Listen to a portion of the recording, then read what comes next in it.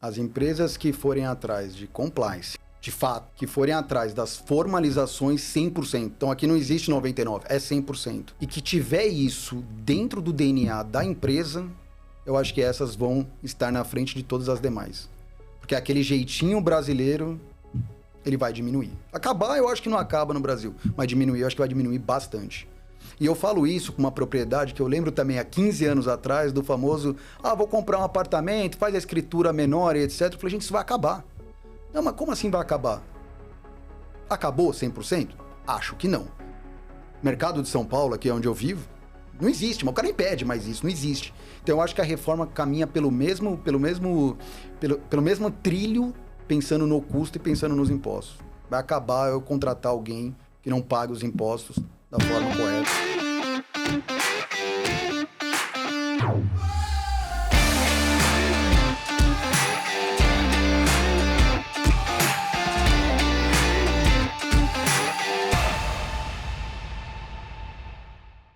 E aí, amigos da construção, estamos aqui em mais um episódio do Metro Talks.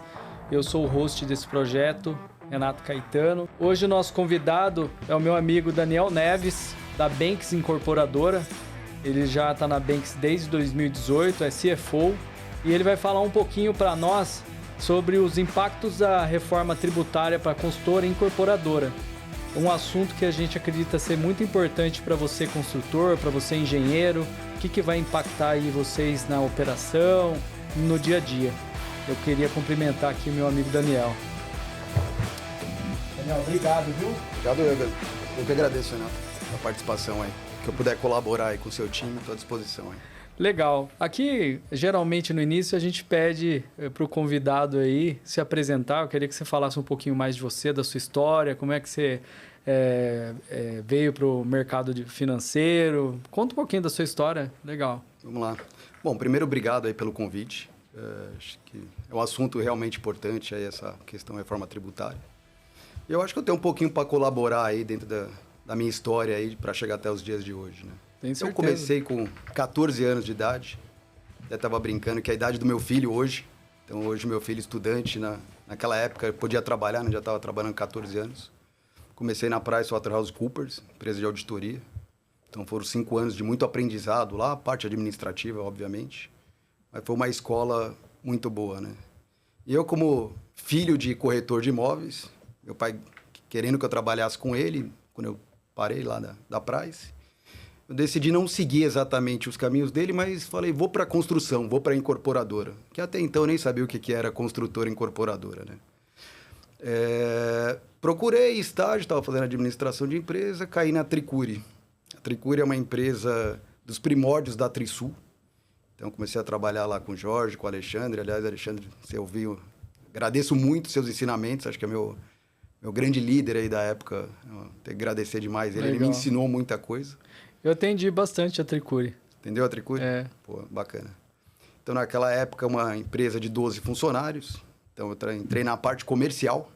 Então, era comercial, incorporação, para ajudar ali o Alexandre em todas essas partes. Então, aprendi muito, aprendi a comprar terreno, aprendi a vender apartamento, documentação, matrícula, enfim, toda essa parte mais burocrática, vamos dizer assim, da incorporação imobiliária. Até um dia que eu fui para um desafio de pegar um plantão de vendas, né? Então, vamos falar com o corretor, vamos falar com outro time, vamos conhecer mais esse cenário de campo.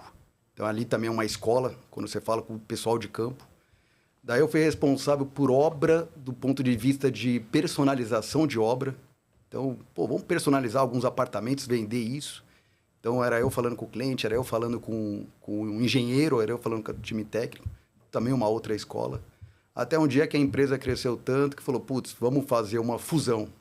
Então, ali eu aprendi o que era uma fusão de empresas, né? Foi quando a Tricuri fez a fusão com a Incosul, que deu origem à Trisul. Sim, né? Sim. E que é a parte mais difícil, né? Porque você tem que juntar culturas, pessoas, né? Eu acho que foi um momento desafiador para você, mas também de muito aprendizado, né? Muito aprendizado, porque a Incosul era uma excelente construtora, eu diria até melhor do que a Tricuri do ponto de vista ali de operações. Por outro lado, se eu olhasse a incorporação, acho que a Tricuri tinha um pouco mais de DNA da incorporadora, mas a fusão das duas deu muito certo, que deu origem à Trisul de hoje, né? E aí foi fazer um IPO. Então, vamos abrir capital da empresa. Aí aquele desafio enorme, então foi um aprendizado muito grande. Então, criou-se um time ali para aprender a fazer tudo aquilo. Então, ali eu aprendi desenvolvimento contábil, societário. Outra aí foi mais para o lado financeiro, de fato. Então, foi um grande desafio aí. Fiquei 15 anos na Trisul, contando esse período da Tricuri. Então, passei por várias áreas ali, financeira, planejamento estratégico. Aí comecei a participar de conselhos de administração, fiscais, relacionamento com bancos diariamente. Investidores não, porque era um outro time. Até um dia que eu falei, putz, acho que chegou a hora de fato, assumir aquela cadeira de fazer gestão de todo esse time, essa equipe, né? E daí eu fui convidado pela Banks, né, até então. Daí eu fui convidado pela Banks para assumir essa cadeira de CFO. E era um desafio grande, porque a Banks foi criada, né, ou foi estruturada pensando no par global. Então, separar unidades de negócio, construtora, incorporadora, né? E era uma empresa que estava voltando, porque o par global tinha sido embargado, estava voltando, e que estava com uma ideia de crescimento exponencial, né? E precisava organizar a casa. E a minha especialidade era organizar a casa. Então, acho que deu muito certo Legal. Esse match aí com a minha chegada na Banks. Ô Daniel, que jornada linda, né? Porque a gente vê que você, como profissional, você tinha que fazer ali entre o aprendizado e também contribuir com as suas funções, né? Porque você falou, você passou por uma reestruturação, depois você teve que trabalhar em cima de um IPO, quer dizer, são temas que a gente sabe que não são fáceis e que você ali, ao mesmo tempo que você está aprendendo, você precisa ali se renovar, você está ali contribuindo também. Então, poxa, parabéns aí, ouvir você falando um pouco da sua história, eu acho que inspiram as pessoas, né, a construir, ter um lastro com o mercado, né? Isso eu acho muito legal, né? E, Daniel, a pergunta que não quer calar aí para a gente iniciar. O que realmente muda com a reforma tributária aí, com as consultores e incorporadoras? Eu sei que você está muito bem relacionado com o tema, até porque isso vai mudar o futuro, né? A reforma tributária, ela ficou acho que tantos anos no forno que estudava, aprendia, desaprendia, ia por um caminho, ia para outro, até chegar nesta aprovação da reforma. Eu particularmente sou otimista com a reforma, tá? Eu acho que vai ser bom, não sei daqui quanto tempo, que eu acho que tem um tempo grande de aprendizado, um tempo grande de mudança, mas eu sou um otimista com isso. E eu lembro, para quem já teve essa experiência de fazer uma viagem para fora do Brasil e entrar em um país que você compre algo, que a hora que você vai pagar, você paga um valor a mais porque tem um imposto, você toma um susto na primeira vez. Fala, como assim? Pô, tá aqui anunciado, essa água aqui, pô, a hora que você vai pagar é 1,10, mas como 1,10? Porque tem 10 de imposto. Então, no primeiro momento, aquilo é um choque. A hora que você acostuma com aquele modelo e que você sabe que o produto, você está pagando e o imposto está fora, e se você comprar em locais diferentes, você tem impostos diferenciados, você começa a fazer... você começa a entender um pouquinho aquilo e aquilo faz sentido. Então, quando eu vejo hoje a reforma do Brasil, a gente vai caminhar para algo muito parecido com isso, de ver o imposto fora do produto, fora do preço, e você vai conseguir, de fato, ver quem é eficiente e ineficiente e tira a muleta do imposto como se aquilo fosse um problema generalizado de todos os setores. Isso eu acho uma parte interessante. A gente estava até conversando lá fora um pouquinho, né? Realmente eu acredito que a palavra que é a palavra da ordem hoje para essa reforma é que as empresas, né, elas vão ter que começar a ser eficientes, né? Não dá mais para trabalhar no amadorismo, né? E falando, né, um pouco mais dessa reforma, eu confesso para você que eu me perco um pouco, né? E o que você acha que muda mesmo na prática ali? Você já estudou sobre o tema? O que muda na prática ali para consultora e para incorporadora? Vamos lá, falar de incorporadora, que talvez é meu principal foco aí, né? Sim. Apesar da gente ter o braço construtor e incorporadora, como a gente só constrói para o grupo, então eu não tenho, não fico focado na prestação de serviço de construção. Mas falando da incorporadora, que no final do dia impacta a construtora também diretamente. Certo. Nosso setor, durante muitos anos, praticamente paga um imposto, que é o que a gente chama de hedge. Você tem um lucro presumido ali, alguns separados, mas basicamente todo 90% e X% é hedge. Né? E o hedge sempre foi um imposto seguinte, gente, é 4% do faturamento. Então, tudo que entrar na sua conta, daqui 30 dias, no final do mês seguinte, você paga 4% do que você recebeu. Então, toda a viabilidade econômica, cálculos, tudo que você faz, 4% no mês seguinte, ok, um negócio muito simples. Tanto que tem uma história interessante, né? Lá na época da Trisul, que veio uma pessoa que era do setor de varejo, quando ele viu, ele falou, vocês não pagam nada de imposto? Eu falei, não, você não está entendendo. Para eu comprar o cimento, eu paguei imposto, para eu mão de obra, etc. Cadeia, toda a cadeia tem impostos. O que eu pago como incorporador é 4% e tal. Então, o que eu acho que vai mudar muito é que agora eu vou ver esse imposto todo. Então, toda a cadeia do que eu compro, eu vou saber quanto eu tenho de impostos ali naquele momento. E vou saber qual é a diferença que eu tenho que pagar. Então, será que eu vou pagar 4%? Será que vai para 5%? Será que vai para 6%? Vai para 2%? Então, vai ficar mais claro toda essa cadeia. Eu acho que isso vai ser muito bom para o setor, mas vai dar muito trabalho, porque a gente não está acostumado com este controle. Então, acho que tem uma questão de controle aí de impostos da cadeia, de valores, que isso vai mudar bastante. Legal. E você chegou, não sei se você estudou isso só basicamente voltado para o nosso setor da construção civil, ou se você já teve a curiosidade de analisar isso em outros setores, avaliando essa reforma, você consegue falar para nós se a construção civil é o setor que vai ser mais, vamos dizer assim, impactado com relação a mudanças de impostos? Porque a gente sabe, a gente estava até conversando lá fora, que às vezes um vai ter que pagar um pouquinho mais para o outro pagar um pouco menos, né? E nessa balança toda, a construção civil, a gente sabe muito bem que a gente tem outros setores que atendem a construção civil que também atendem outros setores, né? Você chegou a analisar isso aí, se a construção civil é a que vai ser mais impactada nessa balança? Ou qual que é a sua observação? Eu não tenho esse indicador para te falar construção civil versus outros setores. Entendi. Mas daquilo que está em torno da construção civil, por exemplo, advogados, né? A gente tem um tributarista que presta consultoria para a gente, que a gente fala aí de tempo em tempo, agora com até um tempo menor, a gente está falando com frequência. E ele, como advogado, vai aumentar o imposto do advogado, né? Vai aumentar o imposto do prestador de serviço intelectual, né? Que a gente chama, que é o caso de advogados, contadores, enfim, sim, aumenta esse imposto. Ele claramente falou, vou repassar esse imposto.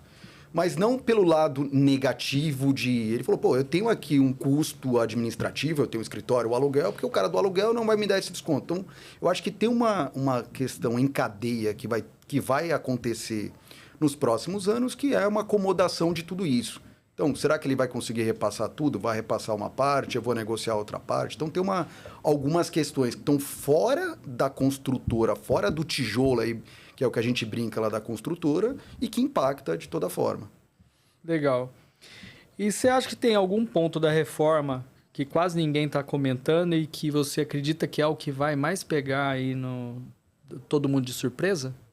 Eu acho que tem uma coisa que não está funcionando ainda, que é o split payment. Basicamente é o seguinte, hoje quando a gente paga os impostos, eu recebo o dinheiro das pessoas, recebo o dinheiro do meu faturamento e pago o imposto com 30 dias, 60, 90, aí depende caso a caso. No caso do split payment, eu vou tirar uma nota, já vai estar quanto é o imposto do governo, quanto é o meu, a pessoa na hora que pagar, o dinheiro já vai cada um para o seu, já vai a parte para o governo e já vem a parte para a gente. Esta parte sistematizada, que parece simples, ela tem uma complexidade grande. Por quê? Porque cada um tem um banco, cada um tem um sistema, cada um tem uma forma. A receita ainda, do que eu escuto aqui, não está tão bem organizada para isso. Então, por mais que já exista isso em operações financeiras, então, eu já fiz isso há 15 anos atrás. Mas era uma operação, uma organização, eu tinha um sistema de uma forma que eu tive que mudar para atender e isso funcionou. Agora, eu imagino colocar isso para todo o setor bancário e para todo o setor produtivo ou todas as empresas. Acho que isso as pessoas estão olhando um pouco e isso é complexo. Esse ano a gente está num ano de teste, né? Então a gente está aprendendo ainda, né? Entrou como um ano teste, estamos aprendendo. Eu posso dizer lá pela Metroform, a gente já passou alguns perrengues lá e a nossa maior dificuldade são com as prefeituras. Porque a hora que você vai fazer a atualização de sistema, a prefeitura ela não está preparada. Então, assim, talvez a gente já sabe que teve várias prorrogações de alguns pontos. Talvez a gente vai ter que ter mais uma prorrogação aí, porque eu acredito que, por exemplo, eu estou em Guarulhos. Então, teoricamente, Guarulhos vamos dizer, a cidade que mais arrecada, é o município que mais arrecada do estado de São Paulo, né? Eu acho que depois de São Paulo mesmo, né? E eles não estão preparados. Então, quer dizer, imagina uma prefeitura lá no interior que, de repente, não tem um cara ali, linha de frente para avaliar essas mudanças, alterações de sistema. Então, quer dizer, isso pode criar um bloqueio, né? Principalmente de faturamento, né? Esse mês que passou, eu tive várias reclamações de alguns clientes que o cara, pô, você não me passou a medição, não faturou na data... Poxa, vai me atrasar aqui, mas aí a questão é que o problema não está só no fornecedor. O problema é que se eu não consigo a autorização da prefeitura, eu não consigo emitir a nota. Você já teve esse tipo de problema lá na BN, ou você já participou disso? Você já pegou um caso desse aí? Então, vamos lá. A gente tem um grupo de trabalho lá que fica mais dentro da contabilidade. Então, na contabilidade, nós criamos um grupo para olhar esta parte operacional, né? A gente até fizemos uma divisão lá, eu até brinco com a minha contadora lá, a Clélia. Obrigado, porque me ajudou bastante aí na conversa ontem, até fiz uma prévia com ela. Pô, me dá uma atualizada de alguns pontos aí, de repente, para a gente falar aqui hoje. Porque as prefeituras, Receita e etc., têm dificuldade de disponibilizar alguns pontos. Sim. Né? Por outro lado, nós trabalhamos com SAP, que obviamente, se não é o melhor, é um dos melhores do mundo, mas qualquer customização em sistema é complexo. E os próprios técnicos envolvidos com esta customização também não estão entendendo alguns pontos e precisa de algumas respostas. Então, como essas respostas não chegam, você não consegue parametrizar o sistema. Então, você tem uma dificuldade para emitir uma nota para receber e eu tenho uma dificuldade para receber sua nota e pagar. Então, nós estamos no mesmo barco aí do ponto de vista de problemas operacionais para colocar tudo isso de pé. E é legal você comentar isso, porque a dificuldade está dos dois lados, né? É que alguns estão um pouco mais avançados, no caso de vocês, da BN, né? Uma empresa séria, a gente sabe os impactos que isso pode gerar, então vocês já estão estudando, já tem gente já trabalhando, você tem sua equipe, né? Mas tem gente que ainda não... não, mas ainda tem esse ano para a gente verificar. E às vezes o cara não está integrado com todas essas informações, né? Agora, você fala, pô, a gente tem um grupo de trabalho, então é ativo, né? Esse tipo de vamos dizer, de transição lá para vocês, para todo mundo. Com esse grupo de trabalho, não sei se vocês já chegaram a conversar, o que você acha que é o maior erro que a empresa pode cometer nesse momento? Achar que é um problema da contabilidade ou do contador. Esse é o pior problema. Por quê? Porque ele tem que ter alguém do negócio entendendo o impacto que vai ter no negócio. Porque, óbvio, na contabilidade vai dar problema, no fiscal, nessa parte tributária, etc. Só que lá vai ser a operação. Lá vai ser o mais e menos, o pago, não pago, dificuldade operacional. Só que dentro do negócio, o que isso impacta? Então, eu estava falando ali poucos minutos atrás, essa questão do split payment.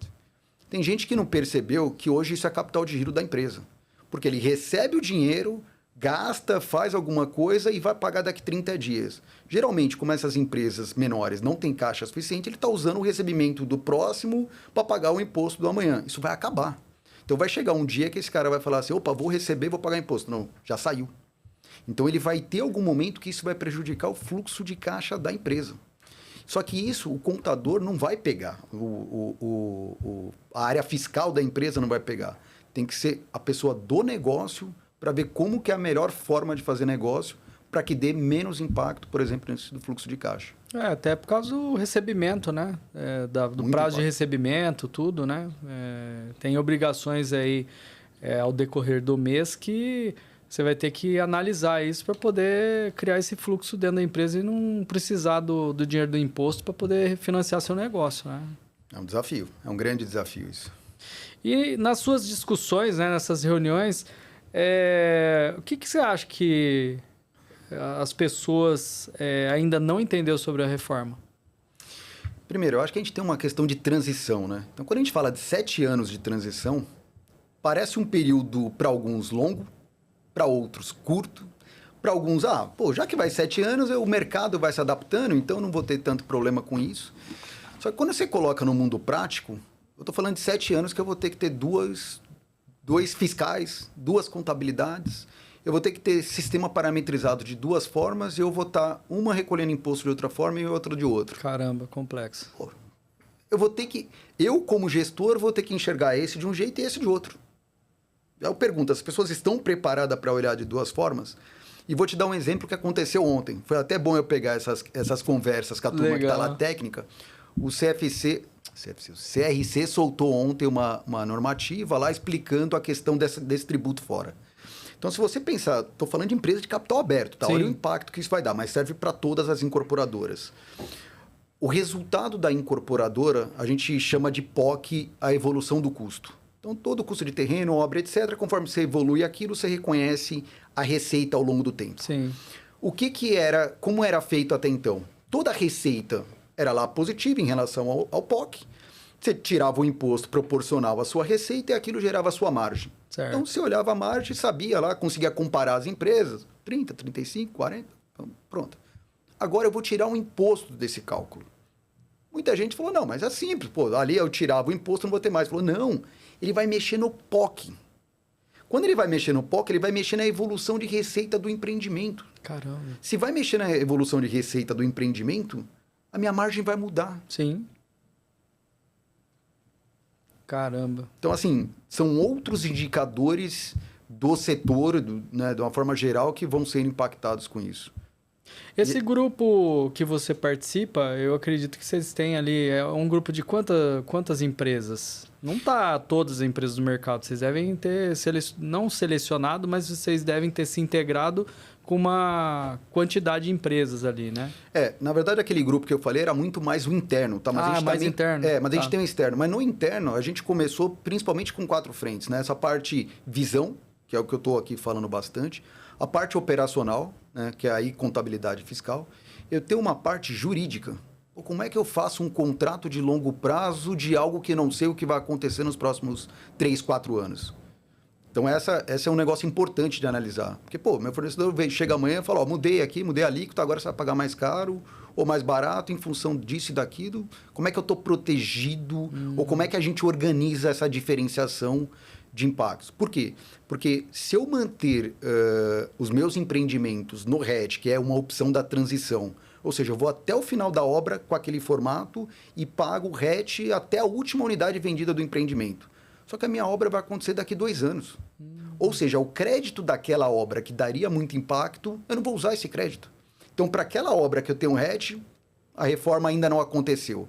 Aí eu tenho uma obra do outro lado da rua que eu lancei num outro período e que eu estou já no modelo novo e para mim é importantíssimo aquele crédito que faz eu abater o imposto que eu vou pagar. Só que o fornecedor é o mesmo. Como é que eu vou explicar isso para o fornecedor ou como é que eu vou administrar isso? Então, essa questão de transição de 7 anos, a gente vai ter muita discussão em função disso. E o quarto ponto que a gente colocou disso aqui é os suprimentos. Que é, suprimentos, como é que você está falando com seus parceiros? Como é que eles estão entendendo esses impactos? Porque a gente percebeu que nos últimos anos, muita gente foi para o simples, acho por uma simplificação tributária, e não por questão de custo, só para facilitar, né? Facilita muito, né? E agora, se ele ficar no simples, vai custar mais caro o produto dele. Sim. Só que, por outro lado, se ele sai do simples, ele vai ter que ter uma contabilidade ou vai ter que ter uma organização que vai custar mais para ele. Compensa ou não compensa? Como é que a gente administra esse ponto dos fornecedores? Então, a gente está fazendo uma proatividade com os principais fornecedores de ter essa discussão, de trazer eles para a mesa, de mostrar o que vai acontecer e de mostrar que para esta obra, eu estou aqui falando de RET, nessa obra eu vou estar falando de outra coisa. É interessante você falou. Realmente tem muitas empresas que procuram o simples para facilitar a contabilidade ali. Mas no mundo hoje, globalizado, vamos falar, com a quantidade de concorrência que a gente tem, para você se tornar comercial, né, para você fechar negócio, você vai no detalhe. Então, talvez com essa reforma não vai dar para você ficar em cima do muro. Você vai ter que realmente aprender a brigar dentro da jaula, né? E com isso você vai precisar mesmo de uma equipe para ir para um outro modelo tributário para você se creditar. Na hora de vender você não pagar imposto dobrado, enfim. Porque senão você não vai conseguir... A gente não tem, vamos dizer assim, uma margem delatada de ganho que permita esse desaforo, vamos dizer assim, A né? queda de braço está dada, né? Exatamente. Eficiência, né? O que a gente vem falando mesmo, não adianta, né? Vai ter que estudar muito, né? Vai ter que participar muito das reuniões. É o que você falou, não é só vender, você tem que sentar com o contador lá para ele entender até melhor o seu negócio, você também entender sobre tributo, não é só pagar, né? Então, a gente imagina que realmente vai mudar realmente a forma como se joga o jogo, né? Esse é o desafio. Colocar... Aí um parênteses, né? Outro dia a gente estava comentando sobre isso, falei assim, mas como é que o fornecedor do seu fornecedor está atuando, né?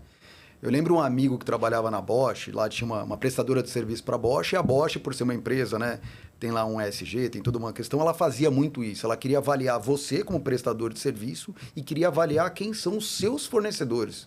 Para não ter trabalho escravo, enfim, para ter uma série de coisas ali na cadeia, mas ela tinha uma avaliação dos seus fornecedores. Então, isso era lá uma metodologia deles, etc. Tal. Agora vai ser obrigatório isso. Por quê? Porque eu vou ter que me preocupar com o seu fornecedor, com o meu fornecedor e com quem ele está comprando. Por quê? Porque se esse fornecedor dele não gerar crédito para ele, impacta eu. Então, como é que eu faço para não ter impacto dessa atividade que é rotineira e é todo dia? Então, se a gente acompanhava lá algumas coisas de folha, quando era mão de obra... encargos, né? Aquele tipo de coisa para não aparecer para a gente, eu vou ter que me preocupar com o tributo do meu fornecedor para que não tenha impacto para a gente também na peça final. Legal. E aí, amigo construtor, o que você está achando desse bate-papo? Você já viu, né? Você é engenheiro de obra, já viu que é muito importante nesse momento você entender também o que a reforma pode mudar para você dentro do canteiro de obras. Isso não é só o papo de contador ou da pessoa que é responsável pelo financeiro da empresa, né? Então, vamos continuar aqui que o papo tá legal e realmente vale muito a pena prestar atenção porque é um assunto bem delicado aí para os próximos anos. E Daniel, vamos falar um pouco mais aprofundado sobre os impactos, né, para a consultoria incorporadora. Aí me surgiu aqui. Pensando numa rotina aí da construtora nesse período de transição, você já falou muita coisa, mas o que você acha que vai ser o maior desafio, assim? Você já tem isso mapeado nesse grupo de discussão interno e externo que você participa? Vocês já chegaram a criar ali, ou mapear onde que vai realmente pegar aí para vocês? Eu acho que onde vai pegar num primeiro momento é treinamento da equipe. Mas aí eu estou falando da empresa inteira. Entendi. Porque se você perguntar para qualquer pessoa quanto ela paga de imposto sobre qualquer produto, ela não tem a mínima noção. Mínima noção. Por quê? Porque ela compra o produto, preço final e acabou. Quando você falar que esse imposto vai ser separado, só que eu estou falando de tudo que eu compro. Eu não estou falando da obra, porque eu compro terreno, eu tenho uma discussão com o dono do terreno. Se o dono do terreno for PJ e é de uma indústria, né, que é um setor lá que está vendendo como um ativo dele, é de uma forma. Se eu comprar o terreno de uma pessoa física, uma casinha lá para demolir, é uma outra forma. Então, o mesmo terreno que antes era dinheiro saiu, agora não. Agora, por questões tributárias, um terreno pode custar mais caro ou mais barato em função disso. Então, eu preciso treinar essa área de novos negócios aqui de uma forma mais detalhada. E para que ele entenda e passe para quem ele está comprando o terreno. Porque quem está vendendo o terreno muitas vezes não sabe disso. Não tem uma assessoria ali de alguma forma para explicar isso. Sair dessa primeira parte, vou fazer stand de vendas, vou fazer lá o circo do negócio. Também eu tenho uma série de fornecedores, muitos deles são especialistas. Estou falando de arquiteto, estou falando de empresa de publicidade, estou falando que são todos trabalhos intelectuais que, em tese, vão aumentar esses impostos, via de regras na reforma. Como é que eu negocio com esses caras? Então, já tem uma segunda aprendizado aqui. Obra, foi o que a gente já falou bastante também que eu tenho. Então, ou seja, eu tenho a cadeia inteira para treinar. Só que quem nunca viu ou nunca pensou nisso, vai ter dificuldade de aprender isso daí. Então, acho que este é o grande desafio e tem que começar. Tem que começar para as pessoas começarem a se conscientizar e não pelo lado negativo. Porque a gente tem feito lá uma série de treinamentos internos, tem explicado muito, principalmente para essa turma de negócios. E a primeira fala que a gente tem sempre é, turma, é para melhor. Pô, mas vai dar trabalho. Vai, mas é para melhor. Por quê? Porque se ele achar que aquilo é só para pior, ele tende a criar dificuldade para aprender. Então, este para mim é um grande desafio. Porque, primeiro, as empresas não têm tempo de treinar pessoas com assuntos técnicos. Sim. Que não seja do negócio, né? Claro. Então, você fala, vou treinar todo mundo para tributário? Pô, como tributário? Não é do meu negócio, pô. Não sou contador, não sou... Aí começa a ter aquela questão de sou contador, não sou contador. Não, isso aqui não é da contabilidade, isso aqui é do negócio. Então, esta explicação acho que é um grande desafio. E, obviamente, que isso vem amarrado com o sistema, né? Certo. Por quê? Porque eu preciso ter um sistema do outro lado que simplifica a vida do usuário. Só que os sistemas não foram criados dessa forma aqui no Brasil. Eu estou falando de todos os meus sistemas. Sim. Então, eu não estou falando especificamente do SAP, estou falando como é que eu faço para mudar a cultura, mudar as pessoas e mudar a parte tecnológica. Então, tem um desafio grande aí.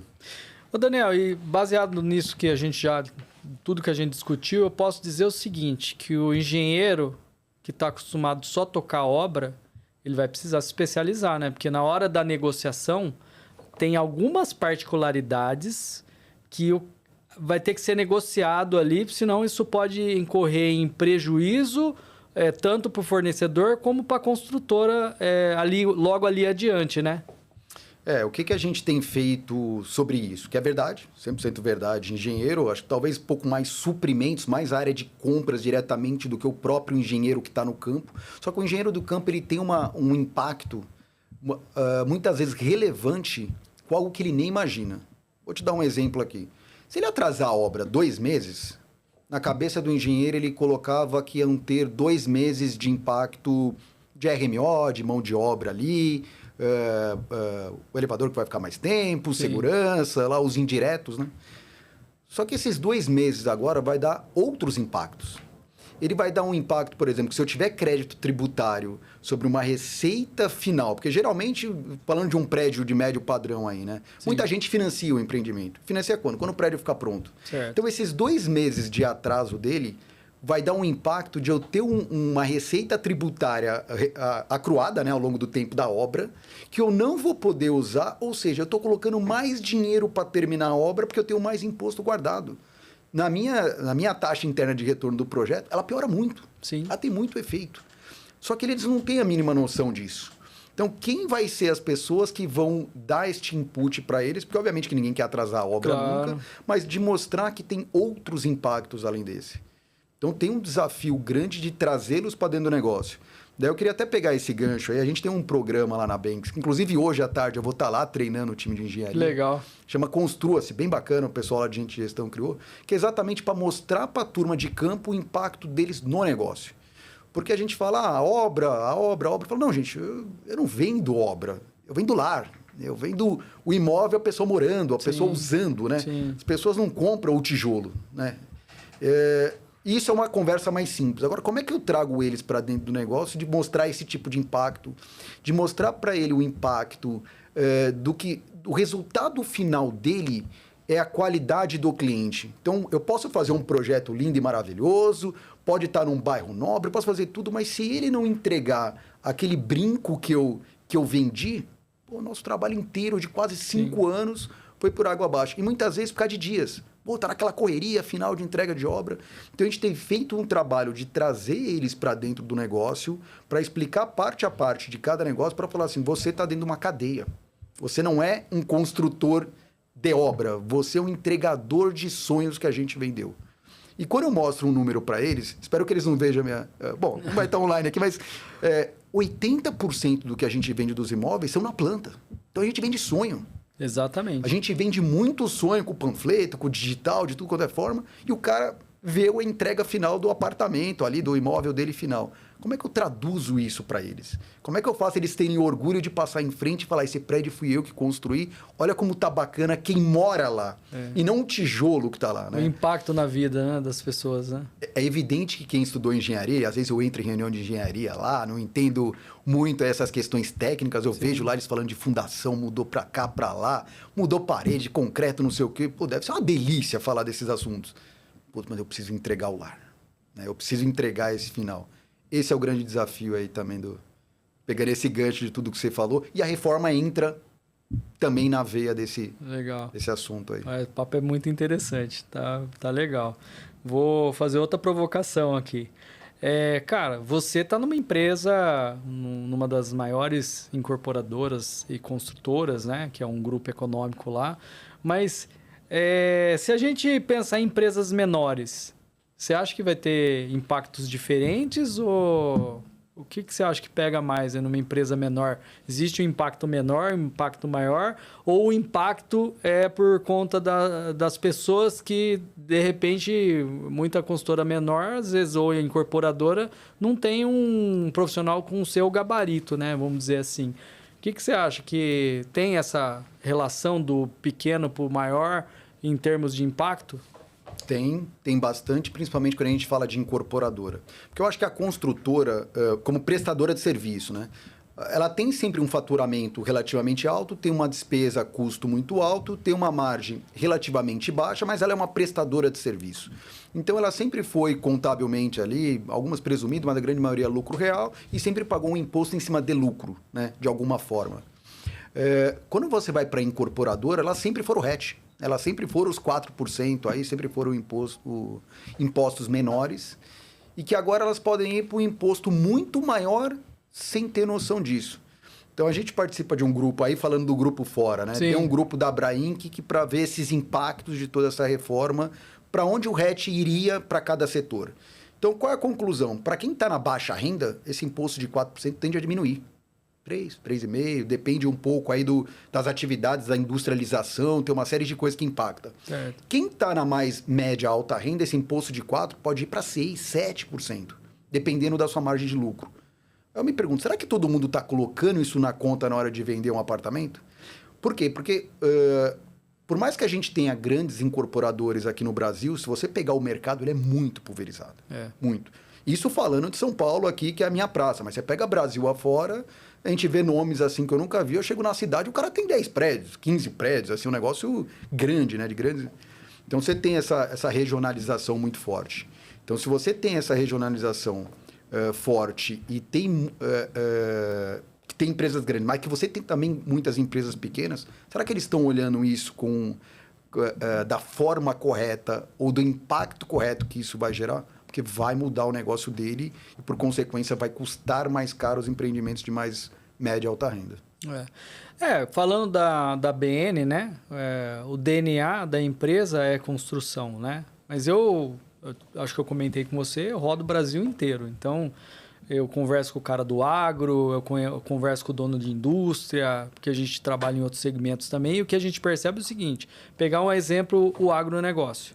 O agronegócio, o cara começou a fomentar muito negócio ali no agro, conseguiu um capital, e aí ele não quer colocar agora os ovos tudo dentro de uma cesta. Então, o que o cara fez? Ele acabou abrindo uma incorporadora, que acontece isso que você falou, apareceu a incorporadora XPTO. Por quê? Porque o dono ali da fazenda já tem uma grana e ele montou a incorporadora dele para poder construir. Ora ele vai ter um ativo, ora ele vai construir, vai vender e vai começar a fomentar negócio com isso. Então, talvez, o que você acredita? Não sei se você já teve esse acesso, né, de empresas que trabalham no setor e acabou criando a incorporadora e está começando aí 4, 5 anos atrás já com a parte de construção civil. Você acha que esse público vai sofrer mais do que vocês que já têm o DNA na veia da construção civil?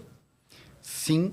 Na verdade, eu até tenho um amigo que está numa incorporadora de 4 anos de fundação, de bem capitalizada, de família capitalizada, de família que tinham terrenos que possivelmente seriam para venda e eles viram e falaram, não, peraí, se eu incorporar dá para eu ganhar mais. De fato, isso é uma verdade. Só que, vamos montar então uma incorporadora para a gente incorporar nos nossos próprios terrenos, né, e valorizar tudo aquilo. Perfeito, a equação muito bem feita.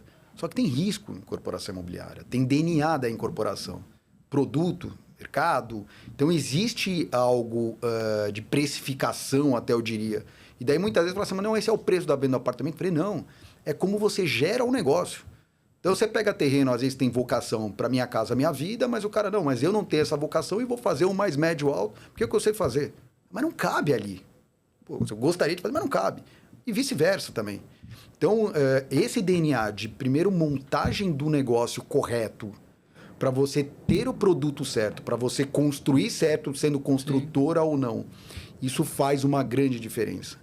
Então, eu tive um caso aí de um amigo que foi para uma incorporadora dessa nova, com 3 anos ele saiu. Eu falei, pô, mas, cara, os caras são capitalizados, o negócio está dando certo. Eu falei, então, não, mas eu acho que eles não têm o DNA da montagem do negócio.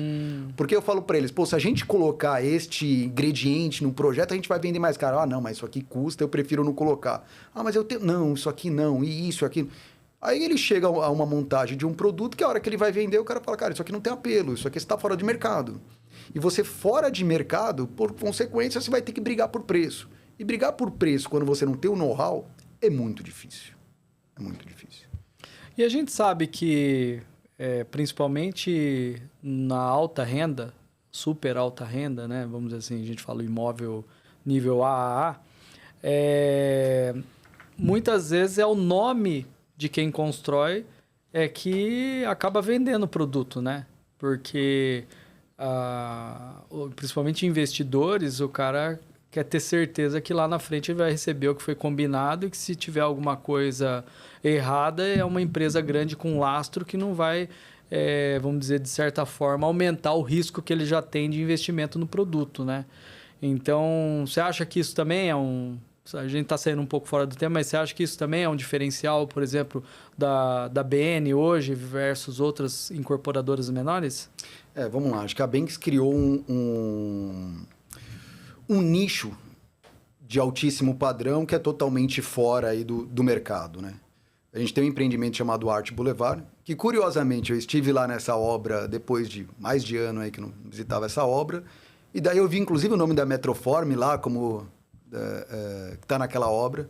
Legal. É um empreendimento de altíssimo padrão, com detalhes assim absurdos de qualificação. E os compradores lá, o que eles estão olhando, né? Óbvio, credibilidade, nome da empresa, construtora, etc. Mas eles estão olhando muito para o que você vai me entregar, né? Porque todos eles podem comprar qualquer apartamento em São Paulo. Claro. Qualquer um. Então, por que ele compra o meu e não do outro? Então, acho que tem uma diferenciação que a Banks conseguiu, que é de olhar sobre a ótica do cliente. Sim. Então, eu não vou olhar sobre a ótica de custo. Vou olhar sobre a ótica do cliente. O que esse cliente gostaria de ter aqui? Gostaria de ter isso. Vamos fazer. Quanto custa? Não importa, eu vou fazer. Por quê? Porque se eu não fizer isso, eu não vou valorizar o produto da forma que eu gostaria. Entendi. Só que nisso eu estou falando de nível de detalhe que nem eu prestava atenção e talvez nem a gente de algumas formas. Vou te dar um exemplo aqui. Pressão de ducha higiênica. Eu não tenho a mínima noção qual é a pressão adequada de uma ducha higiênica. Lá a gente tem uma pessoa que se preocupou qual é a temperatura da água e qual é a pressão. Legal. Por quê? Porque é um público que está acostumado com hotel 5, 6, X estrelas e que usam isso. Então, acho que a gente tem a gente adquiriu uma expertise nesse tipo de produto, arquitetura, cuidado, etc., para entregar tudo aquilo. E aconteceu algo assim que a gente não esperava e que assim, é gratificante, mas ao mesmo tempo é de uma responsabilidade enorme. E eu falo muito isso para a equipe de campo. Hoje à tarde vou falar novamente com eles. Legal. Nós devemos ter vendido uns 10 apartamentos para dono de incorporadora. Cara que é do setor, que conhece tudo, vou comprar o de vocês, porque o de vocês é melhor do que o que eu faço. Porra, o quê? É uma chancela, assim, é um motivo de orgulho. Falar, com certeza. Porque o cara conhece muito, ele sabe o que é bom, sabe o que não é. Eu falo, mas eu preciso entregar para esse cara tudo isso. Então, ele foi em empreendimentos nossos entregue e falou, esses caras entregam coisas diferenciadas e eu vou pagar este preço para ter isso diferenciado. Mas é uma responsabilidade grande, muito grande.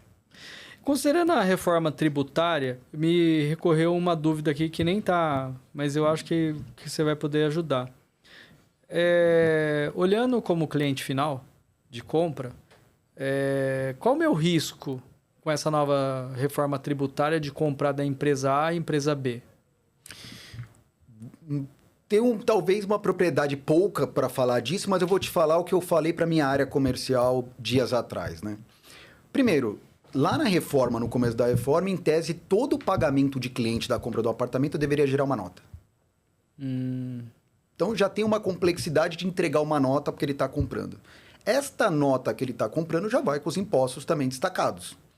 Ao mesmo tempo, eu tenho que treinar o meu corretor para falar, o corretor, o imóvel vale aqui R$1 milhão, só que o cara vai pagar 1,015 milhão.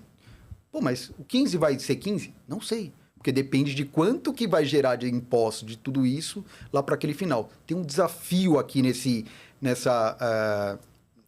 entes aqui, vamos dizer assim, cliente, corretor ou vendedor, de alguma forma, incorporador, para a gente alinhar tudo isso. Porque lá no final, quando o prédio estiver pronto, o cara vai ter pago o preço do produto, né? Vai ter pago esses impostos.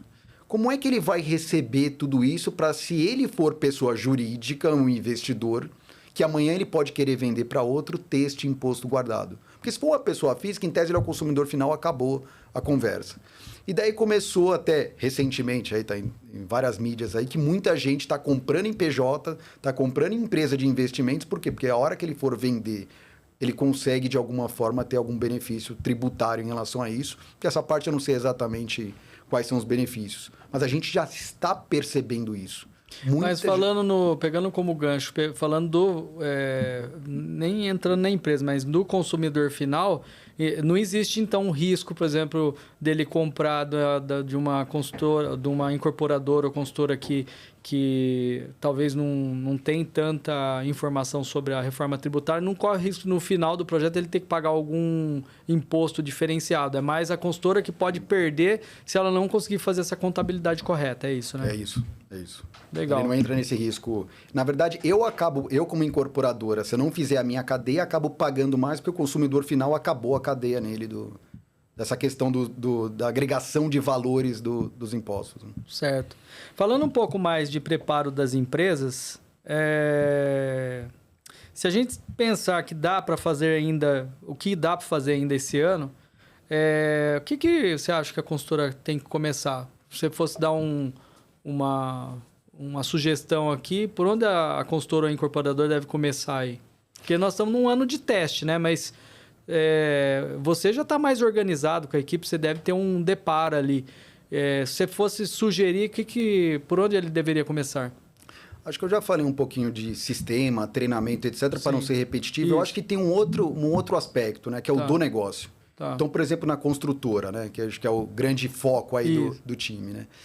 Essa questão de industrialização ou não, né? Então, a gente já passou por discussões infinitas aí tem hora que é melhor, tem hora que é pior, tem hora que é bom construir fora e trazer para o canteiro, tem hora que é melhor montar dentro do canteiro, tem espaço, não tem. Este movimento dessa industrialização versus a montagem da obra dentro do canteiro, ela vai ser mais acentuada. Tá. Por quê? Porque antes, se eu comprasse, se eu tivesse lá uma industrialização que a gente já tentou, por exemplo, em Sorocaba e arredores, monta lá coisa de concreto, etc., e traz para São Paulo, eu tinha uma perda tributária disso. Né? Eu pagava o imposto lá e chegava aqui e pagava de novo, muitas vezes. Não tinha essa compensação. Agora isso vai acabar. Então, talvez faça sentido para alguém que seja especialista em fazer coisas aqui, montar um braço ou montar algo fora para industrializar, para trazer para cá, porque ele não vai ter essa bitributação. E vice-versa. Também tem coisas que antes faziam fora, porque aqui o imposto era mais caro e agora não vai ser. Então, acho que tem um desafio aí de cada negócio, de cada pedacinho da construção, da construtora, da nossa cadeia de valores, né? Dele olhar o negócio dele individualmente e prestar atenção nisso. Porque pode ser que hoje ele não tenha esse concorrente, porque não fazia sentido. Certo. E daqui a pouco vai aparecer um concorrente com um preço muito menor, fazendo exatamente o que ele faz, só porque ele foi para uma outra praça, sem benefícios fiscais. Agora não estou falando de benefício, eu estou falando só de não ter uma bitributação de alguma forma, de não ter esse problema equalitário tributário e esse produto dele simplesmente deixar de existir. Legal. E você acha que tem alguma decisão que não pode ser procrastinada? Que tem que ser tomada agora, a decisão tem que ser tomada agora, não pode deixar para depois? Tem algum ponto aí crítico? Eu acho que contratos é crítico, porque isso gera muita discussão jurídica. Então, ter lá um contrato que tem uma forma de organizar quando tiver um impasse, porque eu acho que o impasse vai acontecer. Isso é importante, tá claro hoje. É importante você começar essa discussão com o seu fornecedor para que ele fale, ok, tá todo mundo no mesmo barco, tá todo mundo na mesma reforma, mas, cara, se for um problema para você, o que você vai ter de impacto, você não vai conseguir me repassar tudo, a gente vai ter que discutir isso de alguma forma. Legal. Só que se você pensar que é uma cadeia enorme, pô, vai ter impacto todos nós, né? Sim, com certeza. Esse é o... E aí, só complementando, né? Aquilo que eu falei, até sendo um pouco repetitivo de visão de negócio. Com certeza, complemento. Porque você olha o contador, ele tem uma visão ali, operação, né? Que impacto que isso vai dar para a minha operação? Quando você pega o advogado, ele entra muito nessa questão de contratos, riscos, dia a dia, discussões. E esse terceiro do negócio, de fato, de o que vai acontecer com o meu negócio quando mudar a reforma? Porque eu acho que ensaios que o setor incorporação vem fazendo e que eu acho que impacta direto a construtora, né? São 7 anos de transição. Então, eu acho que vai acomodar tudo no final. Só que, durante esse período de acomodação, como é que vai ser o comportamento dos interlocutores aqui? Né? Da área comercial que precisa vender, da área de compras que precisa comprar do outro lado, do banco neste meio de caminho. Pô, a gente sabe que no Brasil muitas empresas são alavancadas de alguma forma pelo sistema bancário. Pô, será que com essa mudança vou ter impacto nisso? E eu vou precisar de mais dinheiro? Se eu precisar de mais dinheiro e pagar mais juros, meu negócio aguenta? A minha margem está adequada para aquilo? Então eu preciso entender esses impactos lá no fluxo de caixa, lá no dia a dia, porque isso vai impactar direto no bolso do acionista. Direto. Legal. Bom, você comentou muito aí sobre treinamento, eu concordo com você em... hoje você tem que treinar a empresa inteira, não tem como, né? Mas você até reforçou aí, olha, o impacto do cara entender um pouco mais sobre negociação vai estar focado mais nos suprimentos, né? Mas eu fiquei com uma dúvida só para reforçar para o público no geral. O pessoal que está lá no canteiro de obra, o engenheiro, o mestre, enfim, quem está ali operacionalmente tocando o negócio. Existe algo que eles podem fazer de errado ou não fazer que vai criar um impacto direto no resultado financeiro do empreendimento? Acho que toda produção, eu gosto de chamar engenharia de produção, né? Sim. Por quê? Porque eu gosto de chamar engenharia de engenharia muita gente que está no escritório no final do dia. Estou falando de orçamentos, suprimentos, sim, planejamento, o time que dá o apoio para a obra. Esse time de apoio para a obra, que é o que eu estou mais investindo de conhecimento para eles de alguma forma, para que eles dê subsídio para a turma de campo. Porque a turma de campo tem que administrar uma quantidade de fornecedores tão grande, sim, que o dia a dia deles acaba sendo gestão de fornecedores ali grande parte do tempo do que parte técnica diretamente. Mas eles acabam validando toda essa parte técnica, construtiva e etc. E grande parte do problema que a gente encontra lá no final da obra é um termo que a gente usa lá, que eu nem sei se é uma palavra correta, que é o refazimento, né? Sim. Então, esse refazimento aí, que é um termo aí que a gente usa bastante lá, fala, pô, se você tiver que refazer alguma coisa, qual o impacto disso no seu dia a dia? E não no dinheiro. Porque no dinheiro a gente sabe que se eu fizer algo com qualidade, eu vou quebrar e vou refazer. Mas que impacto que dá no seu dia a dia? Vou te dar um exemplo interessante aqui que a gente trouxe lá da área de assistência técnica, né? Pô, o cara construiu lá uma questão hidráulica com o T errado lá, com o negócio. Ah, ok, troca o T. O T custava R$40. Tá? Não sei qual é o T, mas sim, era um T de R$40. Tá. Eu tive que quebrar a parede. O cara tinha um armário que eu tive que mudar de lugar. Eu chamei marceneiro para desmontar o armário. Caramba. Eu chamei lá o pedreiro, ou sei lá qual é o correto, para quebrar toda aquela parede. Aí eu tive que parar o prédio, a questão da água, porque da interligações lá ia dar algum problema. Então, eu afetei o prédio inteiro, os clientes, de alguma forma. Teve que refazer, né, a equipe lá. Sim. Fechar tudo aquilo, pintar tudo aquilo e tal. Aí, pô, tá bom, gastamos dinheiro. E esse entulho? Ah, é verdade, não tem um caçamba lá embaixo. Como é que eu levo esse entulho embora? Então, estes impactos indiretos de tudo que acontece dentro dessa produção é o que a gente está trazendo para a produção, como é que eu confiro isso na hora correta?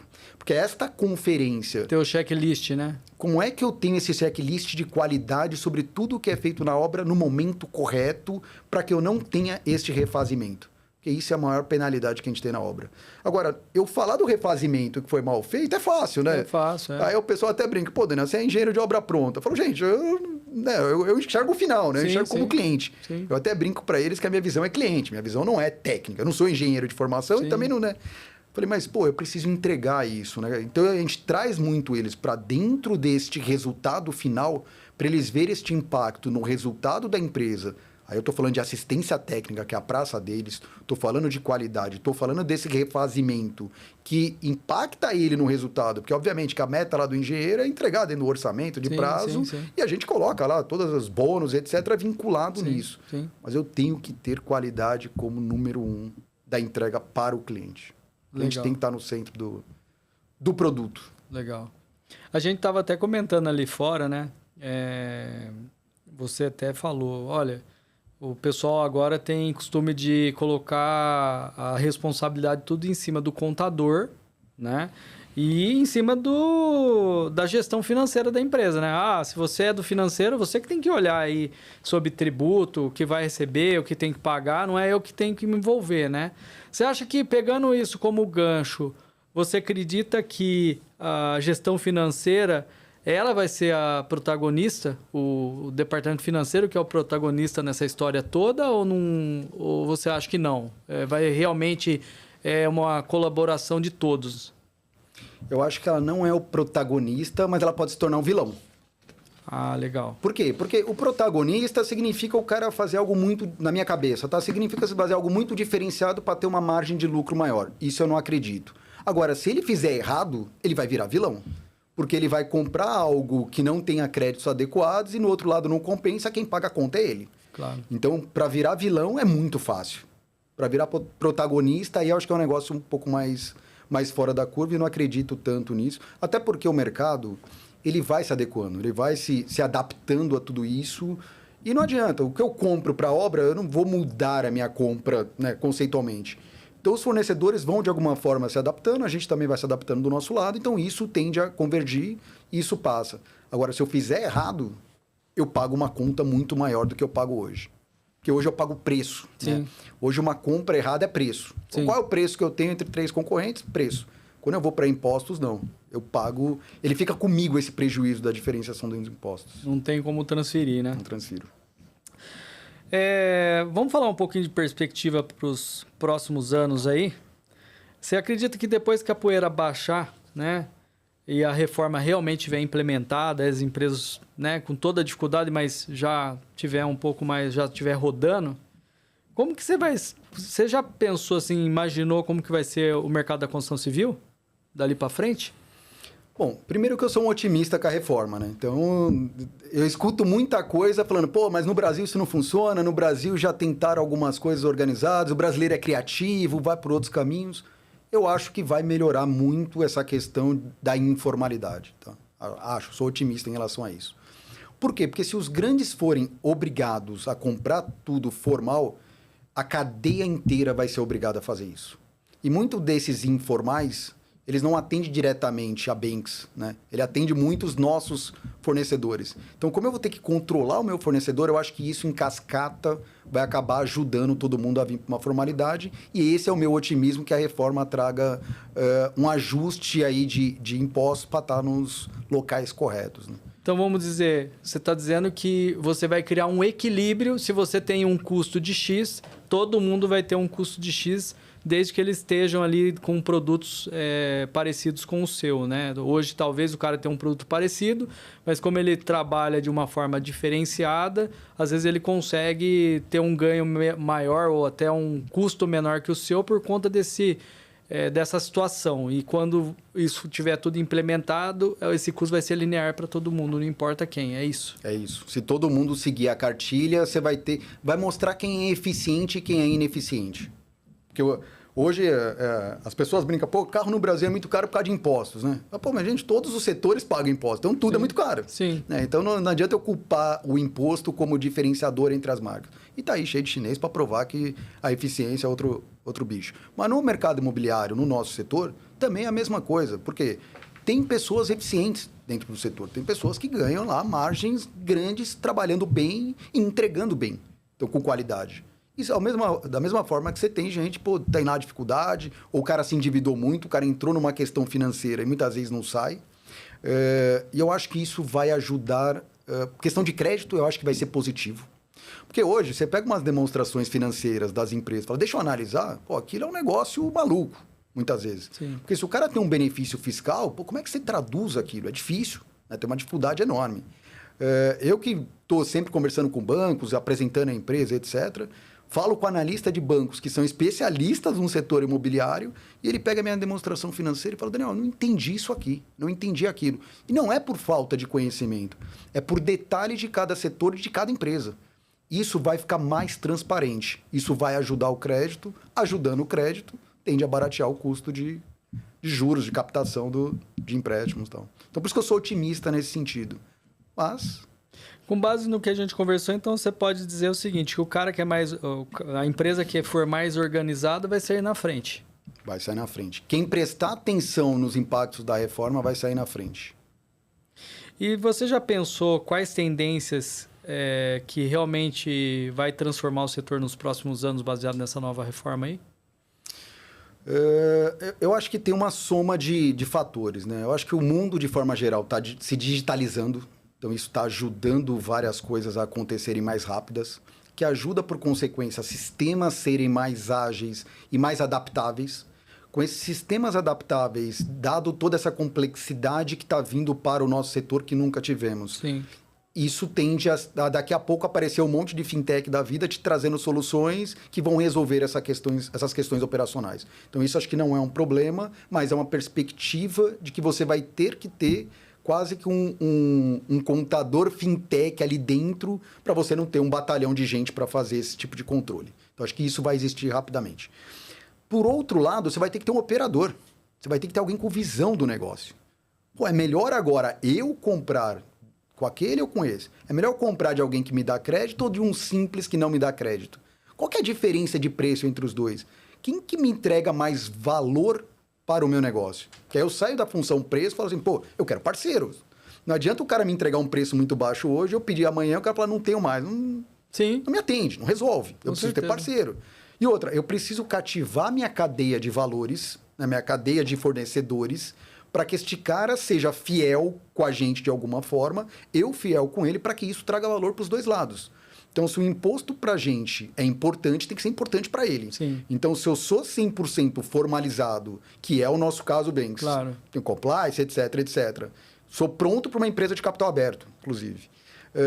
Sou auditado, Big Four, exatamente uma empresa de capital aberto. Sim. Eu vou querer comprar exatamente de quem tem o mesmo modelo de negócio que a gente. Então, se este fornecedor, ou se estes fornecedores em cadeia enxergarem isso como valor, ele tende a ter mais oportunidade no mercado. Excelente, muito bom. Nós estamos indo para o final aí, mas eu tenho duas perguntinhas aqui, antes da gente falar em encerramento, mas você já pensou como que vai ser o mercado da construção civil daqui a 5 anos? E olhando esse cenário, quem que você acha que pode sair na frente aí? Cara, eu acho que mercado... Putz, é uma pergunta... Vou falar de nichos, tá? Eu vou mudar um pouquinho a sua pergunta aqui para pegar um pouco do que a Banks faz, tá? Eu acho que traduzindo um pouco para a gente. Excelente. Nós temos aí, basicamente, algumas linhas, mas eu tenho a linha do altíssimo padrão. Então, eu tenho especificidades dele. Eu estou falando de obra, estou falando de produto, de terreno, de fund, de tudo, cliente, tudo. É um modelo. Eu tenho um outro modelo de construir obras médio, Minha Casa Minha Vida lá em faixa 4, que é o nosso Viva Banks, empreendimentos parecidos com esse, que tem outro modelo de negócio, né? Como é que eu trato a reforma entre os dois casos? Eu tenho que pensar diferente. Eu tenho que atuar diferente. Eu tenho fornecedores diferentes, nichos diferentes. Eu tenho uma construtora só. Eu tenho uma incorporadora só. Eu faço prédios comerciais. Estou fazendo agora na Rebouças ali um prédio que a gente nem começou o prédio, já tem inquilino pro prédio inteiro querendo. Caramba. Eu disse, pô, mas que mercado é esse? Né? Porque até pouco tempo atrás, todo mundo era home office, todo mundo falava, não, a digitalização vai tirar todo mundo do escritório. Sim. Pô, passados 3, 4 anos, mudou completamente o cenário. Tá todo mundo vendo que, putz, no escritório isso traz mais sinergia, enfim, tem... Como é que vai ser daqui 5 anos? As pessoas vão estar mais home office ou vão estar mais no escritório? Eu, particularmente, acho que vão estar mais no escritório, porque eu acho que escritório é lugar de trabalhar e casa é lugar de morar. Sim. São ambientes diferentes, né? De aprendizado, de trabalho. E falando de obra, então, nem se fala, porque quando a gente fala... eu tenho engenheiros que falam assim, eu odeio o escritório. Eu gosto da obra, eu gosto dali, eu gosto de ver o negócio concreto. E eu tenho gente que sai da obra, não, eu prefiro estar no escritório, é outro ritmo, é outra dinâmica, e os dois estão se falando o dia inteirinho para construir a mesma coisa, né? Então, para produzir a mesma coisa. Então, eu acho que todas essas questões de próximos 5 anos, ela vai passar por acomodações, vão passar por nichos. Então, a gente tem aí, falando de Brasil, né? Pô, Goiânia, que tem lá um monte de obra, Santa Catarina aí, que cada hora aparece um prédio mais alto, etc., que vão trazer tecnologias diferentes, que vão trazer aprendizados diferentes. E isso faz parte, eu acho que, da acomodação e da maturação do mercado imobiliário que acontece sempre. Então, se eu olhar para trás, os prédios que eu lançava 10 anos atrás, eu tinha uma visão. Hoje eu tenho outra completamente diferente. Legal. E qual que está certo ou está errado? Não tem. Não tem certo ou errado. Daniel, qual que, se você pudesse dar um conselho agora aí para os empresários da construção civil, diante de todo esse cenário aí, qual seria? Começa a estudar hoje. Hoje. Empresário, entenda a reforma tributária hoje. Não a reforma, mas aí sai do operacional, vai para o seu negócio, porque cada negócio é diferente. E eu falo que a Trisul e a Banks, que são 2 incorporadoras que estão em São Paulo, que constroem prédios muitas vezes na mesma rua, concorrentes, nossos negócios não são iguais. Lá eu tenho uma empresa de capital aberto com uma demanda, aqui eu tenho uma empresa de donos com uma outra demanda. Então, muitas vezes o mesmo prédio ou a mesma obra são tratadas com visões diferentes. Então, você precisa entender essa característica do seu negócio, porque é o seu negócio que vai ser impactado. E é isso que você precisa estar atento com a reforma tributária. Legal. Não com a operação, não com o contador. Esquece o contador, tira o contador, tira o analista, vai no negócio. E com a sua experiência e com o seu otimismo com a reforma, né, como você mesmo comentou, né, o que você acha que vai separar a empresa que vai realmente crescer por conta do otimismo que você tem dessa organização, daquelas que vão sobreviver? As empresas que forem atrás de compliance, de fato, que forem atrás das formalizações 100%, então aqui não existe 99%, é 100%, e que tiver isso dentro do DNA da empresa, eu acho que essas vão estar na frente de todas as demais. Porque aquele jeitinho brasileiro, ele vai diminuir. Acabar, eu acho que não acaba no Brasil, mas diminuir, eu acho que vai diminuir bastante. E eu falo isso com uma propriedade que eu lembro também há 15 anos atrás do famoso, vou comprar um apartamento, faz a escritura menor e etc. Eu falei, gente, isso vai acabar. Não, mas como assim vai acabar? Acabou 100%? Acho que não. Mercado de São Paulo, aqui é onde eu vivo, não existe, mas o cara nem pede mais isso, não existe. Então eu acho que a reforma caminha pelo mesmo trilho, pensando no custo e pensando nos impostos.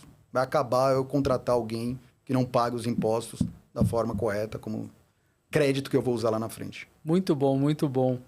Pessoal, olha, com todo esse bate-papo aqui com um especialista aqui, que é o Daniel, só vem para mim uma frase, né, que eu tenho que dizer para vocês o seguinte: o melhor momento para se preparar era ontem, né? Mas se eu te desse um segundo momento, acho que o melhor é você começar a se preparar agora. O Daniel mesmo falou aí, foi feliz aí na frase final dele. Bom, vamos encerrar, Daniel. Eu queria, inclusive... né? Posso atrapalhar um pouquinho? Só uma última mensagem que é importante? Sim, com certeza. Todos os empresários, ou todo mundo que vai atrás dessa visão, ele vai se deparar com uma situação de que não tem respostas finais. Todos. E se você não está preparado para falar, tá bom, eu não tenho a resposta final, mas está tendenciando para isso. Eu não tenho um indicador... Não sei se você sabe, mas até hoje eu não tenho qual vai ser a alíquota do imposto. Porque a alíquota do imposto efetivo vai ser calculado com base no imposto geral. Nacional para ver qual é a alíquota. Sim. Muita gente está preocupado com isso. Pô, será que é 14 no nosso caso? 14, é de 15, é de 13? falei, gente, se for 13, 14 ou 15, o impacto é o mesmo. O cálculo vai ser diferente ali, mas isso no Excel você muda um número e pronto, tá pronto. Agora, o seu modelo de negócios tem que estar pronto. Sim. Não é a alíquota. Porque a alíquota a gente sabe que amanhã o governo vem e muda de novo. Com certeza. Então a preocupação de tira fora alíquotas, tira fora a operação, receita. Pensa na estrutura, porque vai mudar a estrutura tributária. E eu queria pedir um favor final aí para você, né? A gente conversou bastante, acredito que a gente abordou vários temas aqui, mas pode ser que o nosso público aí da Conção ainda tenha alguma dúvida com relação a algum assunto. Então eu queria pedir para você o seguinte: se você tiver alguma dúvida, né, coloca aqui embaixo nos comentários qual é a dúvida que você tem, e a gente vai ter o prazer de levar isso aí até o Daniel e depois responder para você. Porque é um tema que, né, Daniel, você está ali vivendo ainda e vai viver ainda muito tempo, então pode ser que a dúvida do nosso amigo ali da construção civil pode ser uma dúvida que você ainda não pensou e que a gente tenha essa oportunidade de dividir essa experiência com eles, né? Claro, estou à disposição. Quem tiver perguntas, quiser transferir, pode ficar à vontade aí, coloca nas redes sociais, aí, na divulgação de vocês, estou à disposição aí. Quem quiser me seguir no LinkedIn também é Daniel Neves, procura lá como CFO Banks, estou lá à disposição. Legal, muito bom. Então, pessoal, tenho certeza que vocês gostaram desse bate-papo de hoje, né? Eu sei que falar em finanças e tal, às vezes para as pessoas são um pouco massivo, mas eu acho que é um assunto muito legal. E é isso aí, Daniel. Obrigado, viu? Obrigado, eu que agradeço. Agradeço também a equipe toda aí, muito gentil a sua equipe aí da Metroform. Estou à disposição. Legal, obrigado.